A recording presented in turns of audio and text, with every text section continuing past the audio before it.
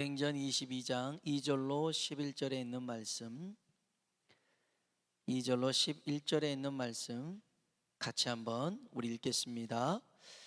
그들이 그가 히브리 말로 말함을 듣고 더욱 조용한지라 이어 이르되, 나는 유대인으로 길리기아 다소에서 났고 이 성에서 자라 가말리알의 문화에서 우리 조상들의 율법에 엄한 교훈을 받았고, 오늘 너희 모든 사람처럼 하나님께 대하여 열심히 있는 자라. 내가 이 돌을 박해하여 사람을 죽이기까지 하고 남녀를 결박하여 옥에 넘겼노니, 이에 대제사장과 모든 장로들이 내 증인이라. 또 내가 그들에게서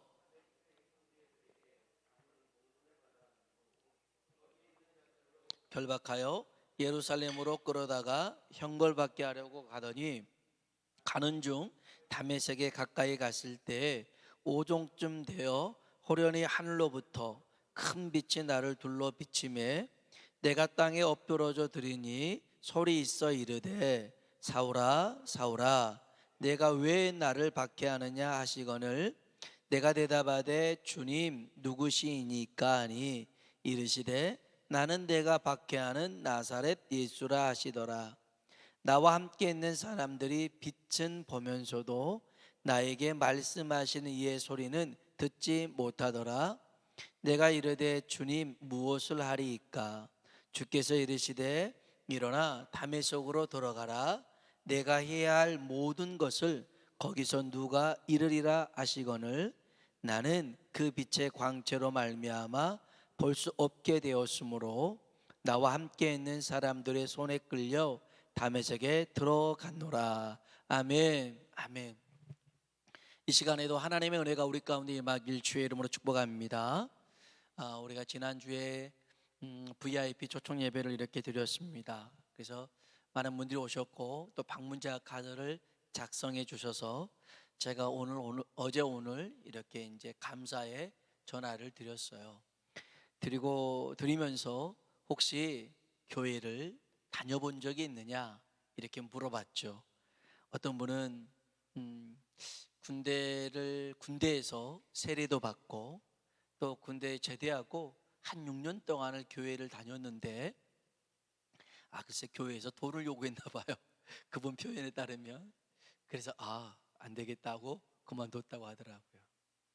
또 어떤 분은 교회를 다닌 적 있느냐 그랬더니 미션 스쿨을 다녔고 또 세례까지 받았다는 거죠.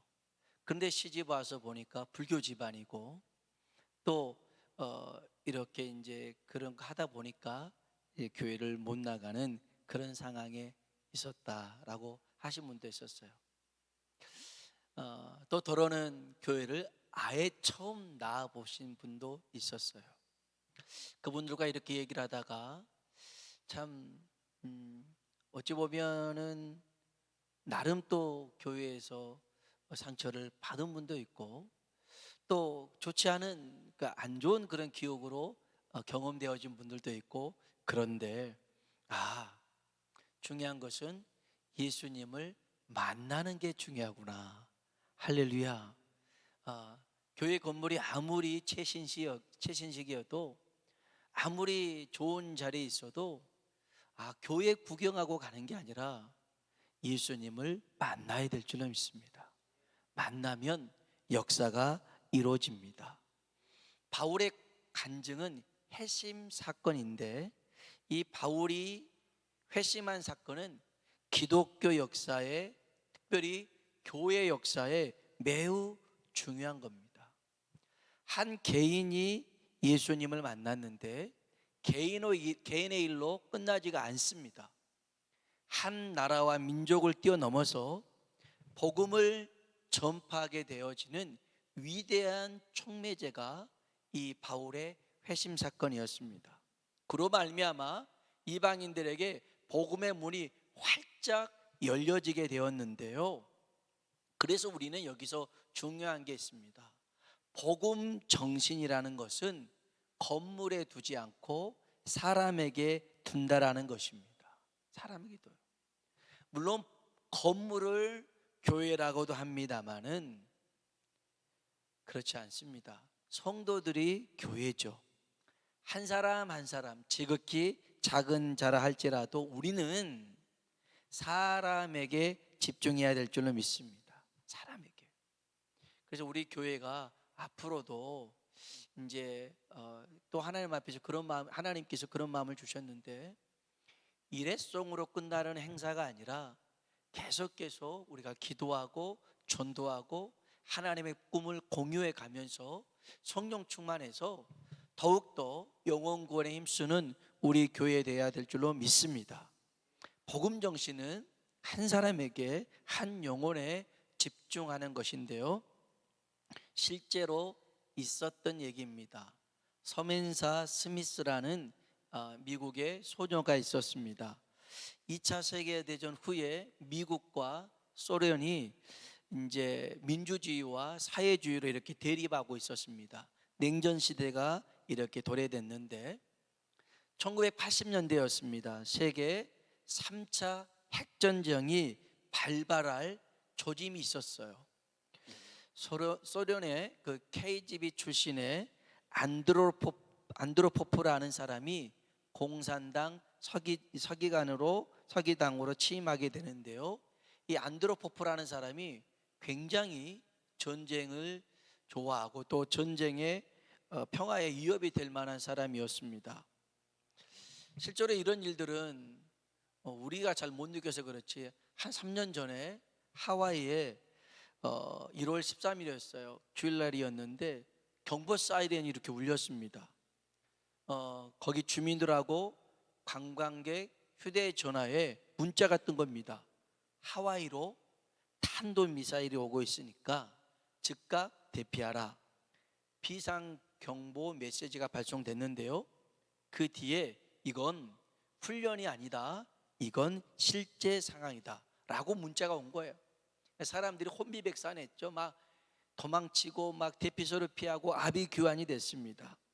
그도 그럴 것이 한 달 전에 북한의 핵미사일을 염두에 두고 대피 훈련을 받았던 사람들인데 한 달 만에 진짜 미사일이 그 하와이로 온다니까 얼마나 놀랬겠어요. 그런데 이 비상경보 38분 후에 또 다른 메시지가 왔어요. 경보 시스템을 관리하는 직원이 근무교대 중에 실수로 버튼을 눌렀다는 거예요. 실수였대요. 실수였는데도 불구하고 전쟁에 대한 공포는 매우 크더라는 거죠. 그러니까 외신들, 외국에 또 있는 사람들은 한국 사람들 보고 놀란다고 그러잖아요. 북한을 세계 사람들은 다 막 주시하고 있는데 한국 사람들은 전혀 북한은 북한이고 우리는 우리로 살아가니까 무슨 저런 나라가 다 있나 싶은데, 하지만 우리는 종전은 한 건 아니에요. 전쟁이 끝난 거 아니니까 우리가 더 기도해야 될 건데, 하여간 이렇게 이제 미국과 또 소련이 핵전쟁을 일으킬 수 있는 그런 상황이 TV에서 보도가 되었어요. 이게 1982년도의 일인데요, 그때 서멘사 스미스라는 이 아이가 10살이었습니다. TV를 보면서 엄마한테 그런 거예요. 엄마, 전쟁 나면 우리 죽는 거예요? 물어보는 거예요. 그러니까 엄마가 어떻게 해야 돼요? 라고 물으니까, 그러면 엄마가 하는 말이 그 안드로포프에게 편지를 써봐, 그런 거예요. 그래서 이 아이가, 이 서멘사 스미스가 편지를 쓰기 시작합니다. 그래서 진짜 전쟁하실 건가요? 하나님께서 싸우지 말고 평화롭게 지내라고 했어요. 그런데 왜 싸우시려고 그래요? 라고 11월 달에 편지를 썼어요. 아이들은 순수한가 봐요. 저희 큰애도 초등학교 때 뭐 얘기하다가 네가 대통령한테 편지를 써봐, 그랬더니 편지를 쓰더라고요. 답장이 왔더라고요. 답장이 왔어요. 그러니까 여기도 이 안드로포프에게 답장이 왔어요. 그 이듬해 4월 달에 답장이 왔는데, 소련은 전쟁을 원하지 않아요. 결코 핵무기를 사용하지 않을 거예요. 그러면서 여름방학 때 놀러 오세요 라고 답장을 써준 거였어요. 그래서 이 서면사가 놀러 갑니다. 그때는 코카콜라도 들어갈 수 없는 땅이 소련 땅이었는데 11살 먹은 서면사와 그 부모가 모스크바에 갑니다. 그리고 이 아이는 미국과 소련의 화해 분위기를 만드는 그런 역할을 하게 됩니다. 그런데 이 아이가 2년 후에 1985년 비행기 사고로 이 아이가 죽습니다. 15살 때. 이때 이 아이의 죽음을 소련도 그렇고 미국도 그렇고 기념하면서 동상을 하나 만들어주죠. 기념우표도 만듭니다. 어찌 보면 단지 이 서면사라는 여자아이 하나로 전쟁이 안 됐겠어요? 허나 한 사람이 중요하더라는 거예요. 한 사람의 역할이 중요하더라는 거예요. 이게 그 방문하신 분들의 이게 명단을 보고 제가 이제 새벽에도 기도하고 저녁에도 기도하고 있습니다. 그리고 인도하신 분들을 보니까요, 어떤 한 분이 5분이나 인도하셨더라고요. 그래서 근데 그분도 신앙이 깊지 않아요. 전도는 머리가 골치 아픈 생각 속에서 어떻게 예수님을 전해야 될까, 어떻게 말을 해야 될까, 이런 생각을 가지고 하면 안 되는 거라는 걸 느꼈어요. 그저 순종해서 하면 되더라는 거예요. 그래서 우리는 너무나 많은 생각 속에 있다 보니까 못하는데, 그 한 분으로 해서 이렇게 5분이나 오게 된 걸 보면서 우리 모두가 하나님 말씀에 순종하는 자리에 서길 주의 이름으로 축복합니다. 자, 바울의 회심 얘기할게요. 바울의 회심 사건이 사도행전에 총 3번 나옵니다. 사도행전 9장은 실제 사건이 기록되었고요, 22장은 바울이 간증한 내용입니다. 누구한테요? 예루살렘에 살고 있는 유대인들에게. 그리고 26장에서 다시 한번 바울이 간증을 합니다. 누구에게? 아그리빠라는 헤롯 왕에게 얘기를 합니다. 연거푸 3번이나 기록하고 있는 것은 바울의 회심 사건이 그만큼 중요하더라는 거예요. 자, 그러면서 우리가 이제 바울의 간증을 살펴볼 텐데요, 간증을 살펴보기 전에 간증의 프레임, 이 틀이 여러분이 알고 있어야 돼요. 간증을 할 때 여러분도 이제 나중에 간증할 기회가 생긴다면 이 2가지 틀을 기억하셔야 돼요. 먼저는 간증을 할 때 사건 중심으로 얘기하는 게 아니라 사역 중심이 돼야 된다는 거죠. 내가 어떻게 하나님을 만났느냐, 하나님이 만나 주신 사건, 이게 얼마나 드라마틱하냐, 이것보다 중요한 게 있더라는 거죠. 생각해 보세요. 모세를 떨기나무에서 만나 주신 하나님, 얼마나 그 얘기 막 입이 잘잘잘잘잘 막 흐르도록 얘기할 수 있겠어요? 또 깊은 곳에 그물을 내려서 고기 잡았던 베드로 있잖아요. 그 얘기 얼마나 많이 할 수 있겠어요? 그런데 베드로 전후서를 보세요. 그런 얘기 적혀 있지 않아요. 간증의 핵심은 자신을 만나 주신 사건보다 그 이후에 이어지는 나타나는 사역이 중심이 돼야 된다는 것입니다. 사건이 중심이 아니라, 물론 나를 만나 주신 주님이 중요한데 그걸로만 끝나서는 안 된다는 거예요. 그 이후에 그 주님이 나와 함께함으로 이렇게 사역을 하고 있습니다. 이게 중요한 거라는 거죠. 또 하나는요, 사람 중심, 나 중심에서 하나님 중심으로 바뀌어야 됩니다. 간증은 내 자랑이 아닙니다. 간증은 내 경험을 나눈 것이 아니라 하나님이 하신 일을 전하는 것입니다. 그래서 간증이 독이 될 수도 있고 약이 될 수도 있는 이런 양면성을 가지고 있는데, 제일 중요한 것은 하나님께 영광이 되어야 될 줄로 믿습니다. 간증을 통해서 사람이 드러나고 사람만 기억되는 것은 독이 되는 겁니다. 그 사람처럼 못하면 내가 열등감을 가져요. 그 사람처럼 하면 나도 우월감을 가져요. 그러니까 간증이 이게 독이 될 수 있어요. 그러므로 하나님만 드러내는 그런 간증이 되면 우리는 흔들리지 않는다는 것입니다. 여러분이 이 간증할 때 이 두 가지를 좀 기억하고 한다면 우리의 그 간증으로 하나님께 영광이 될 거예요. 사건 중심이 아니라 사역 중심이 되고, 사람 중심이 아니라 하나님 중심이 되는 간증. 오늘 이 바울의 간증은 크게 둘로 나눠져요. 4절부터 11절까지, 그리고 12절부터 16절까지 나눠집니다. 4절부터 11절은 다메섹에서 주님이 만나 주신 것, 그리고 12절부터 16절까지는 아나니아라는 선지자가 와서 기도해 준 겁니다. 기준이 있어요. 기준. 이렇게 나눈 기준이 뭐냐면 시력입니다. 눈입니다. 눈. 바울이 주님을 만났을 때 시력을 잃게 됩니다. 그런데 아나니아가 와서 안수하고 기도해 줄 때 다시 시력이 회복됩니다. 이 시력으로 이렇게 나눌 수가 있는데, 그럼 한번 살펴보겠습니다. 주님을 만났을 때 시력을 잃게 됐던 이 바울, 그 의미가 뭐냐면 여기 한번 22장 6절 한번 볼까요? 22장 6절 같이 한번 읽어보겠습니다. 가는 중 다메섹에 가까이 갔을 때 오종쯤 되어 호련히 하늘로부터 큰 빛이 나를 둘러 비치매. 아멘. 다메섹으로 가는 길에 하늘에서 큰 빛이 임했습니다.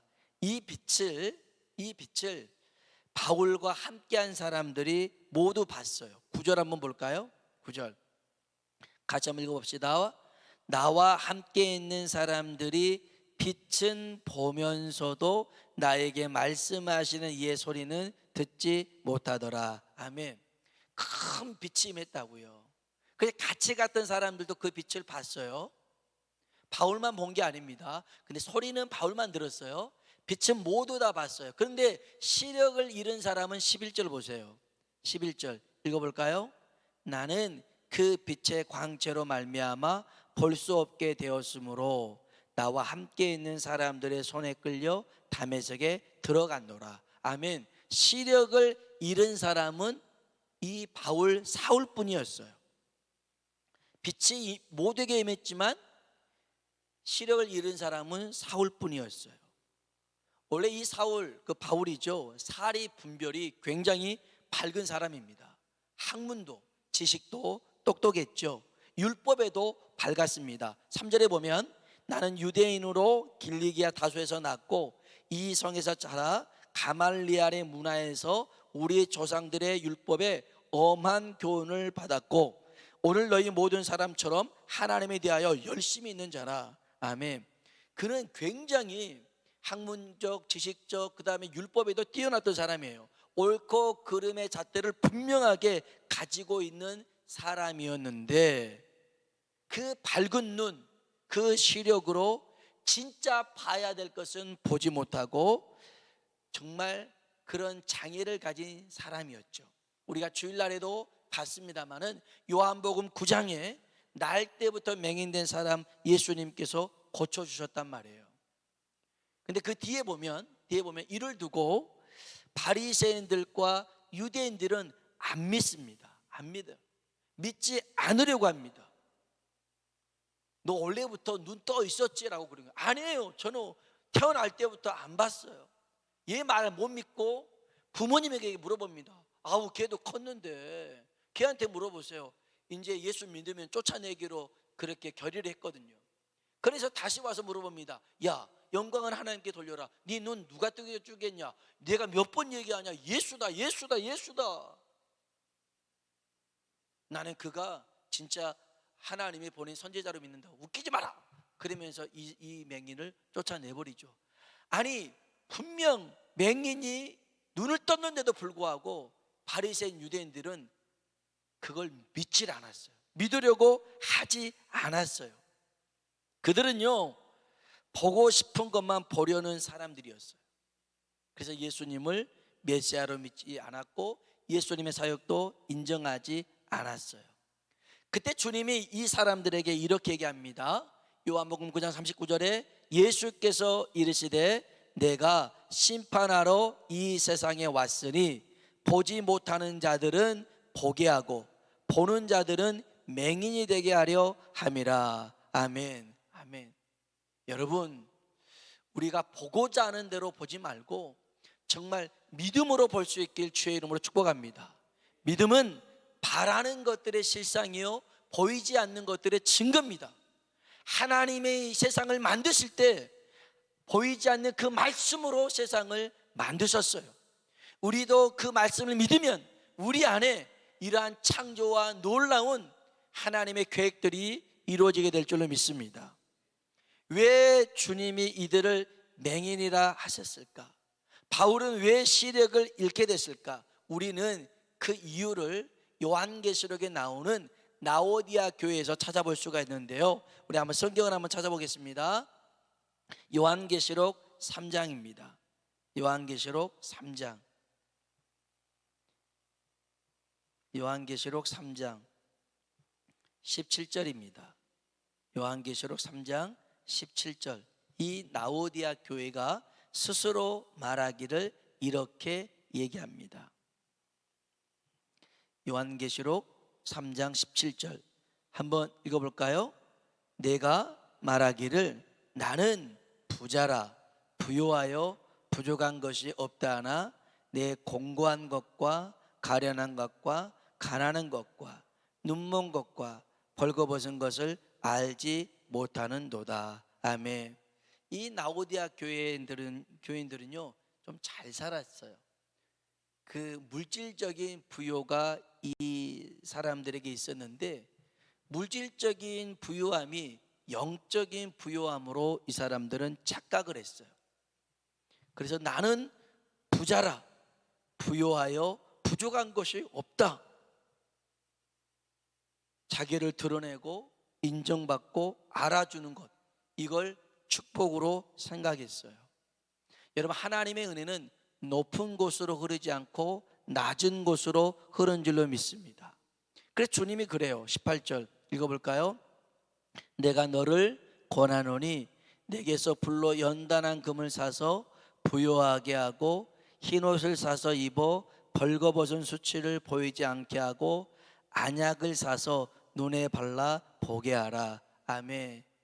제발 네 실상을 볼 수 있는 그런 안약을 눈에 넣어서 좀 봐라라는 거예요. 사실 이 라오디아 지역에서는 또 이 안약이 그렇게 발달돼서 많은 부를 누렸다고 그래요. 그래서 진짜 영적인 안약을 넣어서 네가 얼마나 가련하고 얼마나 네가 약한지, 네가 얼마나 가난한지, 눈먼지 벌거벗은지를 알았으면 좋겠다는 겁니다. 이렇게 신앙생활을 하시는 분하고 이렇게 상담을 하다 보면 제일 어려운 어려운 분들이 있어요. 목사님, 저 잘 알아요. 저는 제가 잘 알아요. 제가 알아서 할게요. 이런 분들이 제일 어려워요. 저 신경 안 써도 돼요. 제가 알아서 할게요. 교회 나가고 싶을 때 나가고 기도하고 싶을 때 기도하고 제가 알아서 할게요. 저 잘 알아요. 의사 선생님이 못 고치는 환자가 있어요. 의사 선생님, 제 병은 제가 잘 알아요. 제가 그냥 알아서 약 먹으면 돼요. 그러면 돼요. 의사 선생님 말을 안 들어요. 어떤 사람이, 제가 세상에 이런 일을 잠깐 봤는데 일을 하다가 코 속으로 거미가 들어갔나 봐요. 그래서 이 거미가 코로 들어왔던 게 머리로 올라가고 심장으로 내려오고 막 그러면서 고통하고 막 물어서 따끔따끔 한다는 거예요.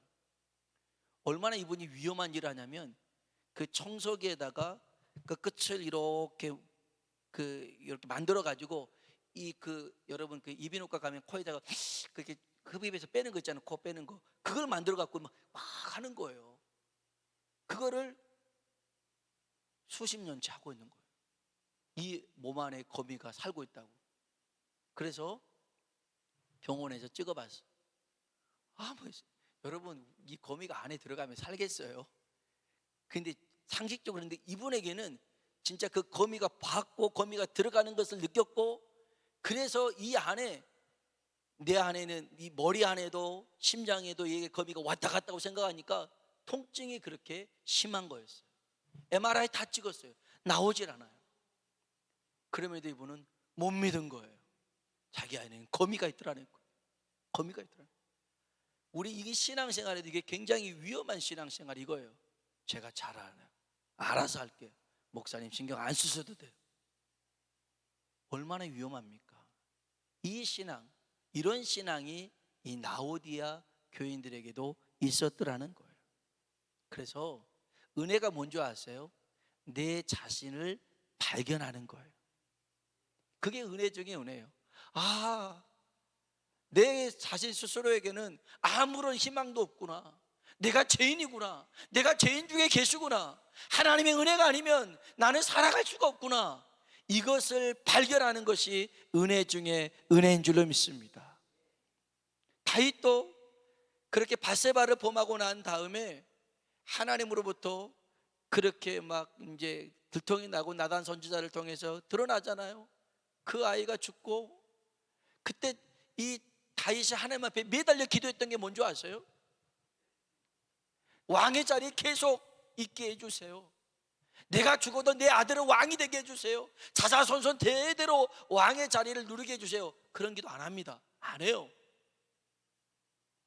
내게 구원의 은총을 회복시켜 주시옵소서. 여러분, 범죄하잖아요. 가장 먼저 잃어버린 게 구원의 기쁨을 잃어버려요. 구원의 기쁨을 잃어버려요.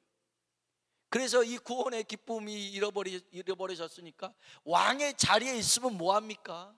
하나님의 은혜가 없는 걸. 왕의 자리에 계속 있으면 뭐합니까? 성령님이 떠나버렸는 걸. 그래서 내게 성령님이 떠나지 않게 해 주옵소서. 이게 다윗의 기도였어요. 왕의 자리 여전하지 않았어요. 하나님의 은혜를 갈급했고 성령님과 함께하는 것을 구했더라는 거예요. 이게 바로 은혜 받은 자의 모습인 줄로 믿습니다. 오늘 저와 여러분이 정말로 이제까지 우리가 잘못된 신념이나 사상이나 내 생각, 신앙생활도 내 중심으로 했다면 오늘 이 시간 이 시력이 정말 다시금 올바른 눈으로, 밝은 눈으로 밝아지길 주의 이름으로 축복합니다. 바울은 자기 신념 사상이 여기에 똘똘똘 뭉쳐 있었는데 그가 예수님을 만나고 변화되기 시작합니다. 우리 성경 한번 보겠습니다. 우리 마지막으로 두 말씀 읽고 말씀 마치겠습니다. 사도행전 22장 7절입니다. 사도행전 22장 7절 읽어봅시다. 내가 땅에 엎드려서 들으니 소리 있어 이르되 사울아 사울아 내가 왜 나를 박해하느냐 하시거늘. 아멘. 사울아 사울아 네가 왜 나를 박해하느냐. 사실 사울이 예수님을 직접 박해한 건 없었죠. 예수 믿는 사람들을 박해한 거였습니다. 그것을 예수님은 나를 박해했다라고 얘기하셨고요. 8절 읽어봅시다. 내가 대답하되 주님 누구시니까 하니 이르시되 나는 내가 박해하는 나사렛 예수라 하시더라. 아멘. 예수를 이단으로 생각했습니다. 예수 믿는 자를 죽이는 것이 옳은 일로 생각했습니다. 그런데 예수님을 만나고 나니까 야, 내가 단단히 착하겠구나. 그래서 이제까지 알았던 모든 그 자신의 생각들이 이 시력을 잃게 됩니다. 오늘 저와 여러분이 정말 이제까지 내 중심으로 바라봤던 시선에서 이제 새로워지고 변화되어서 주님이 원하시는 모습으로 주님을 보고 세상을 바라볼 수 있길 주의 이름으로 축복합니다. 요 근래 하나님께서 제게 주셨던 은혜 중에 한 가지는 이겁니다. 이전에는 성경을 볼 때요 그냥 성경 읽기표대로 읽었고 그 다음에 또 설교 준비하면서 읽었고 그냥 하나님 말씀이니까 읽었어요. 그런데 얼마 전부터 하나님께서 제게 성경은 하나님의 꿈이야. 하나님의 꿈이 이 안에 다 기록된 거야. 생각해 보니까 창조부터 구속, 그 다음에 우리의 제삼, 그 다음에 천국, 이런 모든 것들은 다 하나님이 꿈꾸는 일들이더라고요. 그래서 성경을 볼 때 하나님 여기서 하나님의 꿈을 발견하게 해주세요. 하나님의 꿈을 제가 공유할 수 있게 해주세요. 그러면서 더 나아가서 하나님 이 꿈을 우리 성도들과 동역자들과 지체들이 같이 나눠서 이 마지막 때 하나님의 꿈을 이루어 나가게 해주세요. 기도하고 있습니다. 오늘 저와 여러분도 우리가 알았던 그 수준에서의 하나님을 뛰어넘어서 새로운 역사를 만들어가는 하나님을 바라보는 그런 믿음의 사람들 되시길 주의 이름으로 축복합니다. 우리 같이 한번 찬송